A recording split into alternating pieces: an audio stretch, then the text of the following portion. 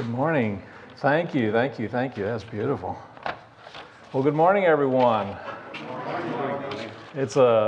I love being here on Sunday mornings and getting this opportunity to share with you just some of my lessons. You know, I always say these are my lessons I'm learning, and I'm inviting you to join me in those. And people are gathering with me and saying, yeah, that's my lesson too. So I'm glad to hear that.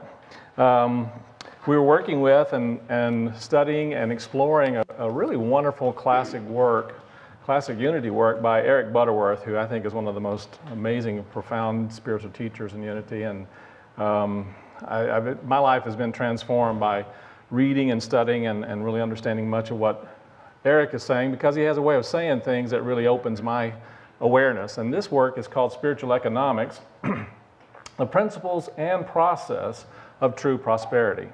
And so we are studying the principles and we are practicing and being in the process. And it's important and valuable for us to recognize that it is a process, that developing a consciousness of prosperity is a learning and growing experience.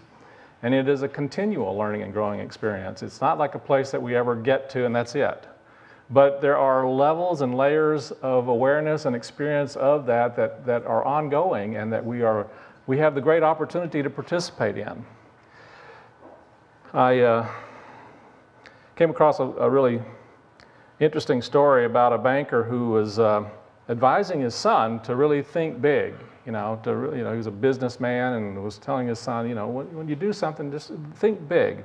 And so one day he came home and he saw the son was out with a family cat and had a sign out that said, "Cat for sale, $38,000. And he kind of grinned and smiled and went on in the house. And then the next day he came back and he noticed that the cat was not there and the sign was not there anymore. And so he went to his son and said, "Don't tell me that did you actually get $38,000 for the cat?" He said, "Well, no, but I traded it for two $19,000 puppies."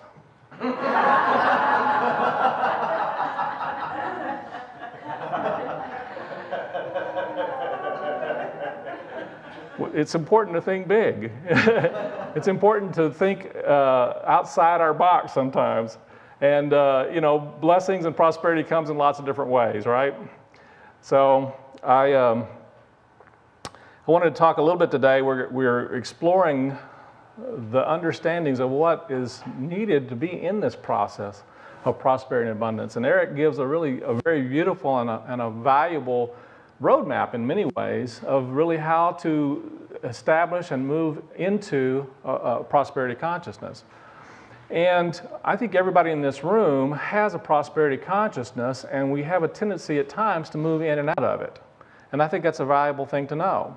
We have a prosperity consciousness, and there are other aspects of it and other ways that we can experience that and grow into even more blessings in our lives.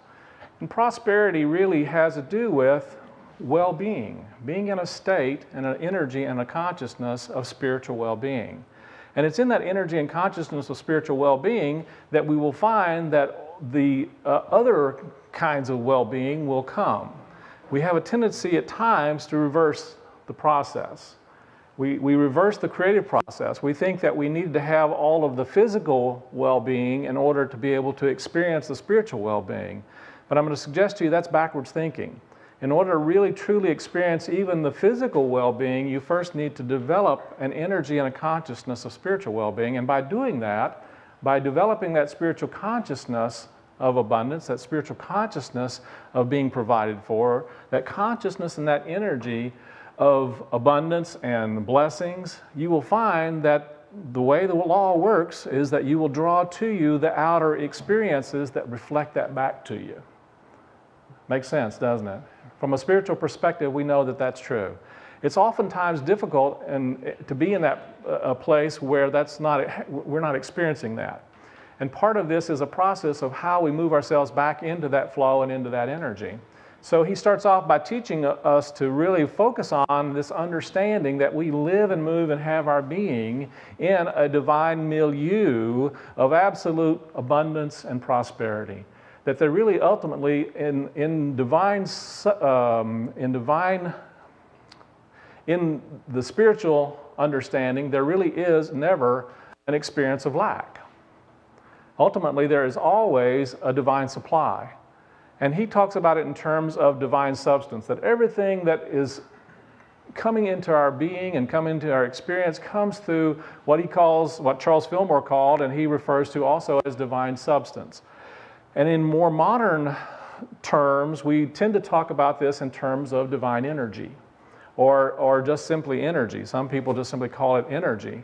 And I was sharing last week that I came across this wonderful awareness from Brian Swim, who is an amazing cosmologist who is really telling this wonderful, explaining how all of us came into being through more of a cosmological perspective. And he calls it awakened and aware energy. And ultimately, you and I are created in and out of that awakened and aware energy. Now, there are times we're not so awakened and aware, right? But we're still a part of a consciousness that is having an effect on the material world. And so all things are shaped and formed out of that, and it's important for us to recognize that. The second piece of this is to recognize that God can do no more for us in life than God can do through us. That there is a process of creation that is happening right now. It's going on right now, and you and I are participating in it, whether we're conscious of it or not. So it's important for us to begin to recognize that the Spirit of God, the divine, this divine energy, really only can come through the energy of our creative consciousness. And what I mean by that, it doesn't mean that we can't experience some good coming to us in some way out in the world, but the reality is, even if there is some amazing, wonderful blessing that's showing up in our life and we don't have the energy and the consciousness to see it, it might as well not even be there. It won't show up. We won't see it. We'll filter it out, won't we? And we do that, don't we? We filter out these amazing blessings in life. We just don't even recognize that they're there a lot of times. So, part of our waking up is to recognize and to begin to focus on an understanding that it comes through our consciousness and our energy. And our consciousness is like this amazing pool. The more we put into that pool of an awareness of this abundance, the more magnetic charge, you might say, we have to draw even more of those awarenesses into our experience. And then the next part of that, he talks about it's important for us to begin to notice that we are continually visualizing. We are using our imagination all of the time, period. There's never a time when you're not imagining. Do you realize that? That's part of the creative process. And so it's important for us to notice what it is that we are imagining. And one of the ways that we have of kind of misusing imagination, you've heard this term before probably, is worry. Worry is a misuse of our imagination. And so part of the creative process is to recognize that we are imagining, that we are focused, that we are visualizing something in our consciousness, and to begin to notice what we are actually visualizing. And focus our visualizing not just on visualizing, and Eric really puts a lot of emphasis on this, not just visualizing things, although that's fine, there's a value in that at times because it teaches you that you are a creative being. And you can manifest things, and sometimes it's really valuable. It's a valuable exercise. It's kind of like a practice. To manifest material things in your life can have a real benefit, provided you don't begin to believe that that's the real answer. That ultimately the real prosperity is the energy and the consciousness of knowing that you can manifest in your life the good, and you can bring into your experiences even more positive experiences and blessings in your life. And so there's a value in doing that, and at the same time, he really emphasizes the understanding that visualizing is not so much about visualizing things as it is about visualizing your being and how you are, your potential, your possibilities, to see yourself in a new way, to see yourself in a new light, to see yourself experiencing and expressing those unique divine qualities that are yours to express. Make sense? Yeah. And so we're exploring this process of moving from a place of either being in or out of that prosperity conscious into having it become a real habit, have it become a real ongoing, almost an unconscious way of being in life. Does that make sense? And so one of the things he talks about is it's important for us to recognize also where we are. There's an energy and a consciousness that we are a part of, that we have, that we call faith, and it's also been called belief. But faith is the creative power of the mind to be able to accept something that we cannot necessarily see with our visual senses. That's how I would define it. Faith is the substance of things hoped for, the evidence of things unseen, as Paul said. And Charles Fillmore called it the perceiving power of the mind linked with the power to shape this divine substance. And so it's that ability that we have to be able to see beyond the appearances and see the possibilities and see what it is that we are choosing to draw into our experience. And we always have it. We always have it. It's always available to us. You have all of the faith that you will ever need. You realize that? You have faith all the time, and it's very much like imagination. It's on. There's not really an off switch. Now, he gives an example of having kind of a rheostat. And I think it's a really good example. Having a rheostat, you can either turn it up and really, but I think it's really less of a rheostat as it just simply is a focusing, because I think it's always on and always available, but it's like a beam, and we can point it in a particular direction. We can point our faith toward what it is that is the highest and best good for our lives, or we can put our faith in the fact that our world is going to go to where in a handbasket, can't we? And we're still using that faculty of faith. Do you realize that? And so part of our learning is to pay attention and notice where we're directing our faith. So this week we're going to talk about another energy and a really significant and important energy in terms of developing a prosperity consciousness.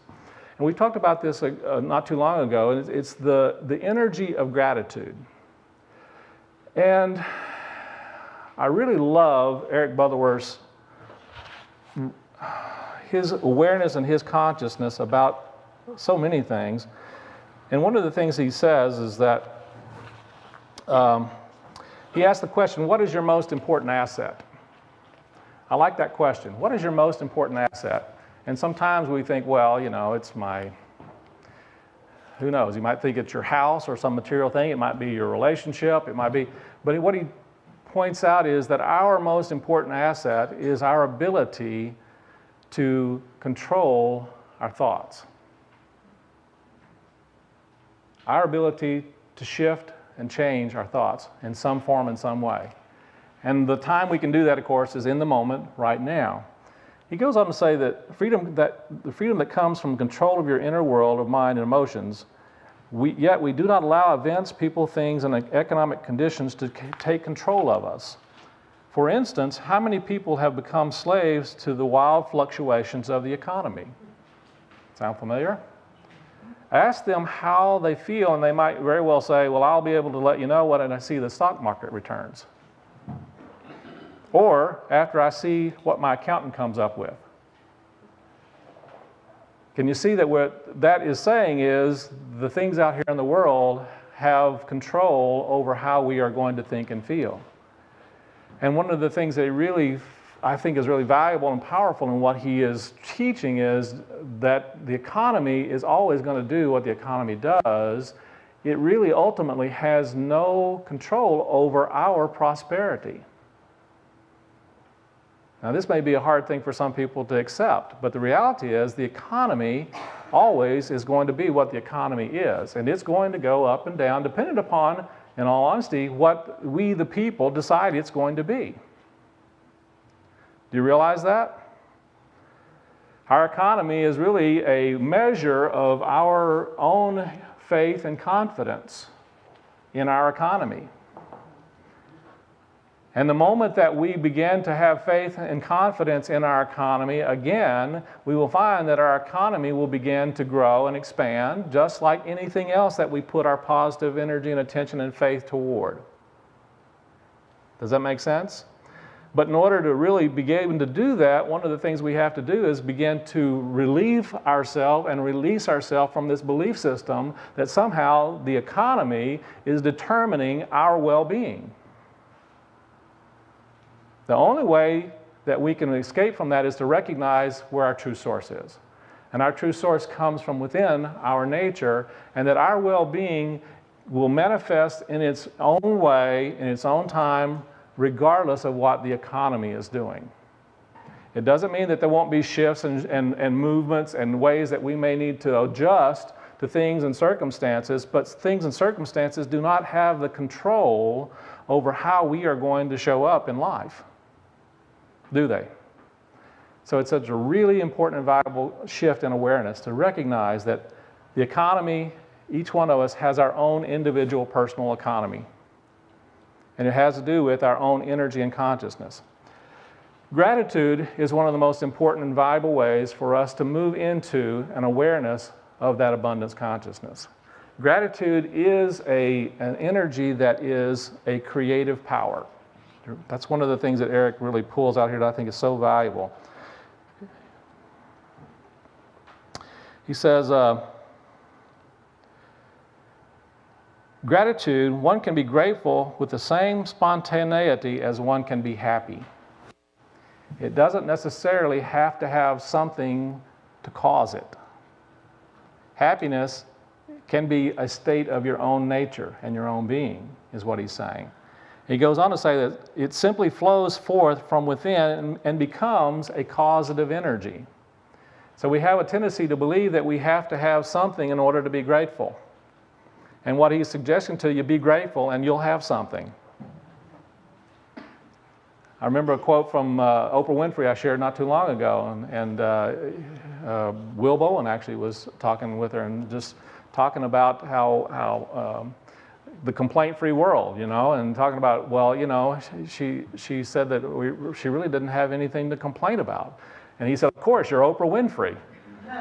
And she came back and says, well, no, what you don't get is it's not that I have all of these things and therefore I'm grateful. I'm grateful and therefore I have all of this.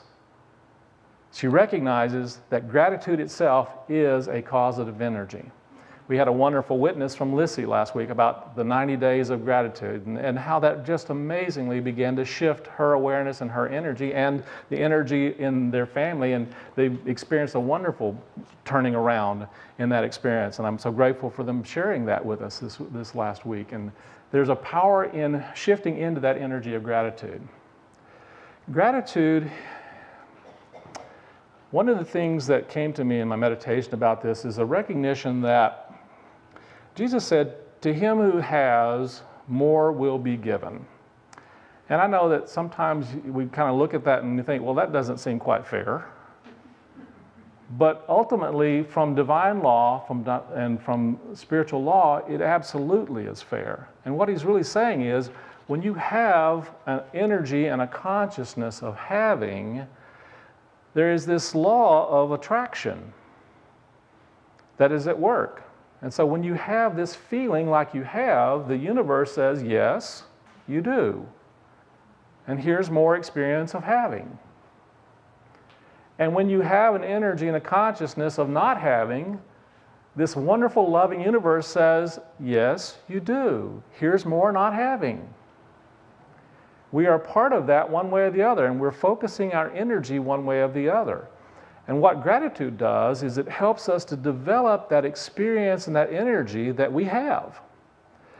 And so I was thinking about this in terms of what he said in one of the past chapters. We have a tendency to look at what we have and say, well, I only have blank.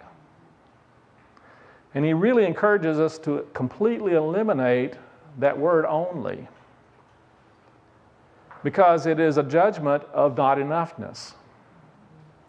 And to begin to shift our energy from only, we begin to give thanks and be grateful for any and all that we have. Because the very energy of that gratitude begins to move us more into that sense and that feeling and that energy of having.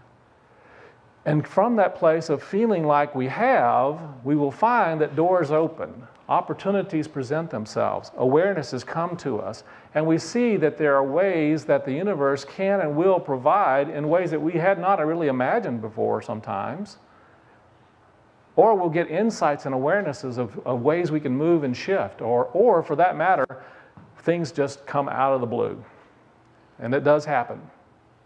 It happens that things just come out of the blue. I shared a couple of weeks back, there was a time in my life where I was really not sure where I was going to live. I didn't have an income coming in. I didn't know for sure whether I was going to be able to buy a meal or have food in the house. And I remember actually coming back to this understanding of paying attention. I was pretty much in the only consciousness at that time. I was really focusing on what I didn't have, feeling sorry for myself. And it inspired me to really pay attention and notice what I really did have. And I realized that I had some funds, and I realized that I had opportunities, and I began to just simply think, be grateful. Be grateful. I actually did have a place to live. I wasn't sure how long I would, but I did have, and so I was grateful in that moment that I had a place to live. I had a roof over my head, I had clothes on my back, I had air in my lungs, I had life in my body. You see what I'm talking about? I began to focus on the amazing blessings that I had, and as I'm doing this, I'm actually in the process of kind of going through this. I got a call from my friend and said, I got a project I need some help with. Would you come give me a hand? I'd be glad to pay you to help me with this. And I went and did this project, and was able to pay my rent, was able to do a number of different things. And it went on from there. Actually, not long after that, that project actually kind of gave me a hint or a clue of a way that I could do some other things. And I wound up getting a job in sales that really began to shift things for me. And so it just began to pull me out of that place where I felt like I didn't have anything into an understanding that I always had something that I could really be grateful for. And that very energy is what really does move us into a deeper and richer and really just a more amazing awareness of the blessings that are in our lives. And that very energy moves us into the possibility of experiencing those out here in the world. So the other thing I wanted to share with you that is a great chapter is he calls it Work and the Success Syndrome. And I think that's a really good title. Before I get into that, I want to give one quote that I always found valuable, and that is the quote from Plato. And a quote from Plato, he says that a grateful mind is a great mind that attracts to itself greatness. I just love that quote, and that was one of the ones that really stuck with me in that time when I was able to begin to recognize that my energy and my consciousness and my gratitude state of mind is what really is going to attract to me all of the blessings and good in my life. The reality is, if we're not in that place of gratitude, even if they come into our lives, we don't really notice them. We're not in tune with them. And so part of the work is to practice the consciousness and the energy of gratitude, not necessarily for something, but from a state of our being. Make sense? So let's get over in this idea of work.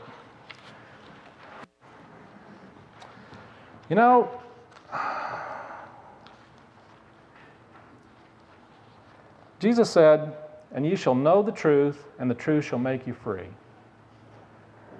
He implies that our bondage in life is caused by our acceptance of erroneous beliefs. Think about that for a moment. He implies that what's binding us, what's keeping us unfree, are erroneous beliefs that we're holding. And he goes on to say the most important part of learning is to unlearn our errors. So he asked the question, why do you work? Why do you work? Why do you work? For money? Okay. Well, he goes on to say, however, you may smile at the question, for it seems perfectly obvious that everyone works to make a living. However, if this is the only reason you can come up with, then it is one of the errors that needs to be unlearned. Doesn't mean that you don't do it for that, but if that's the only reason you are working, that's one of the errors that we need to unlearn. One of my first prosperity teachers this, and I will always remember this because it actually shocked me at the time. Wonderful Edwene Gaines. She has a wonderful way of teaching by shocking people. She said, if you are working only for money, that is the oldest profession in the world.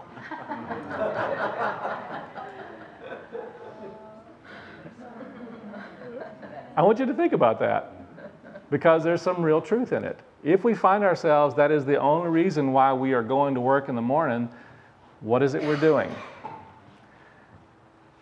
We're definitely selling ourselves short.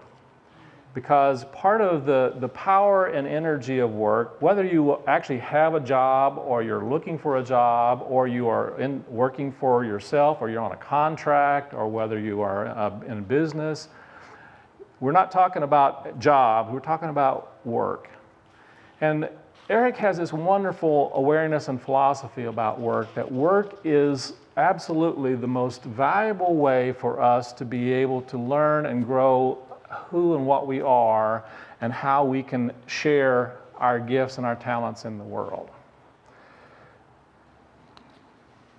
He says, when we are referring to this by the evidence of our narrowness of vision, you are shortchanging yourself, talking about working only for money.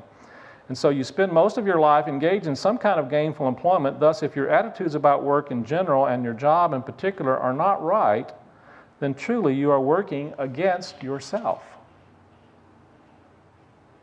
It's true, isn't it? I've done it. Haven't you? Haven't you worked at something that you really didn't want to be doing? Yeah. And in that attitude, I've found that it really was not a very good experience. And so one of the things that he's really helping us to begin to shift our thoughts and our feelings about work. He says, work is and should be so considered by every worker a giving process.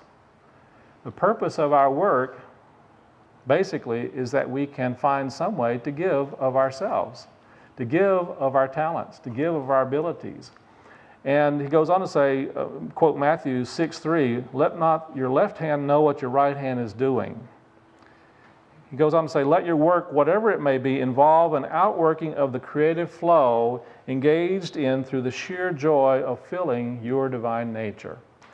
So it's not so much in many ways what you are doing when you work that is important, although that's certainly important to your employer, I'm sure. But I can tell you what really makes prosperity in your work happen is not what you are doing, but the energy and the feeling from which you are doing it. Make sense?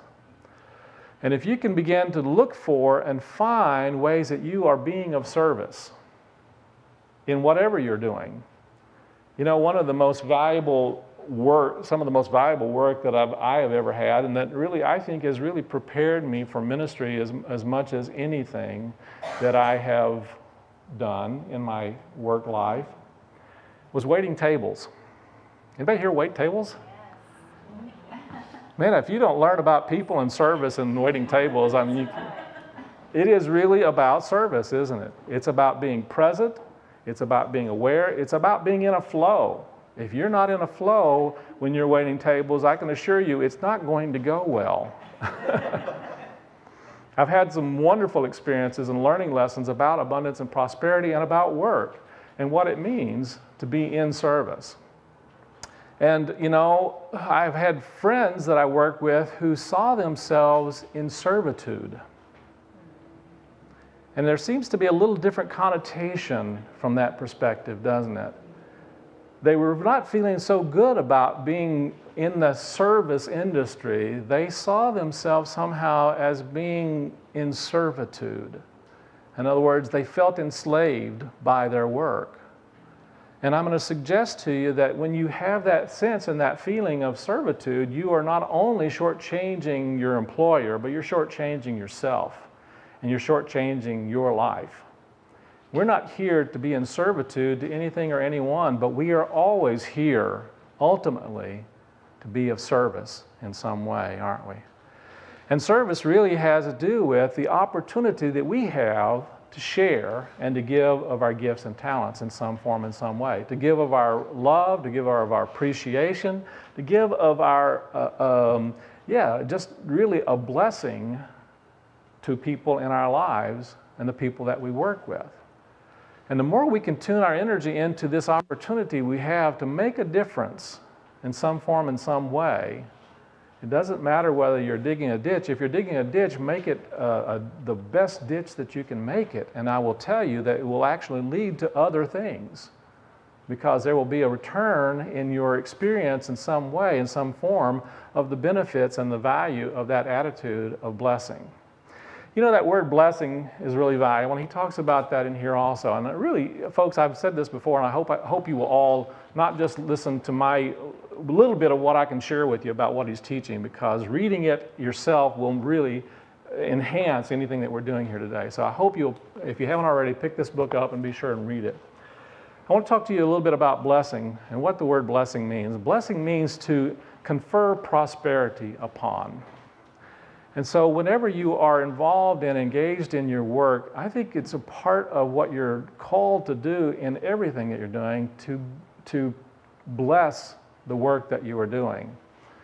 And what that means is you not only are conferring prosperity on your work, on what you have in life, and all of the good in your experiences, but by the very act of blessing, you are in your consciousness saying and allowing this to be a blessing for you in your life. And if you shift your awareness so that you are experiencing and expressing whatever you're doing as a blessing, you will find that you will begin to generate and create more awarenesses of how it's a blessing and how you can then also be more involved in sharing a blessing through that work. And if the work is not the right work for you, then I can assure you what will happen is you will begin to find opportunities for it to change, the work to change, or for you to change into work that will really be more where you can give more of your gifts and talents. So I want to close here this morning with a wonderful affirmation. And one of the things he talks about in terms of success is that there is an idea that we have also of worldly success, which means, you know, to many ways it means, for many it means rising to the top of the corporate ladder, that sort of thing. But what he points out is if you rise to the top of the corporate ladder, or if you find yourself absolutely successful from a this world perspective, and you lose yourself in the attempt to do that or the effort to do that, then you are missing something. But at the same time, you can rise to the top of the corporate ladder. You can rise to the top of any ladder. You can do whatever is really an abundant experience here in the world, and allow it to be something that helps you to develop the truth of who and what you are. If you are able to do that and then also make a positive difference in your life and the life of those around you, then you are experiencing success in a real way. And that really is what success really is about. It is developing your own unique divine potential. And doing that through work is one of the most valuable ways that you can do that, to express yourself in some way where you can share your gifts and talents that you may not have been able to do before. So he says, let me back up here. He says, make a new commitment to think of your work not as a place to make a living, but as an opportunity to make a life. Think of yourself as a channel through which creative activities flow, and there is no limit. Your mind is one with the same mind that is in the genius, the successful, and the affluent. Wonderful ideas and boundless energies flow forth easily through you, making you indispensable and appreciated in your work. And you are free from tension or stress, for you know that you are an inlet and may become an outlet to all there is in God. I love that. And he goes on to say, and this is a powerful awareness, I am God's living enterprise.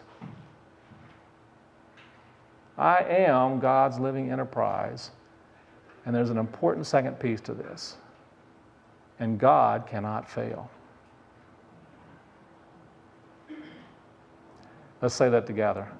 I am God's living enterprise, and God cannot fail. Say it again. I am God's living enterprise, and God cannot fail. Can you get that? Thank you, God. Let's move into our meditation time.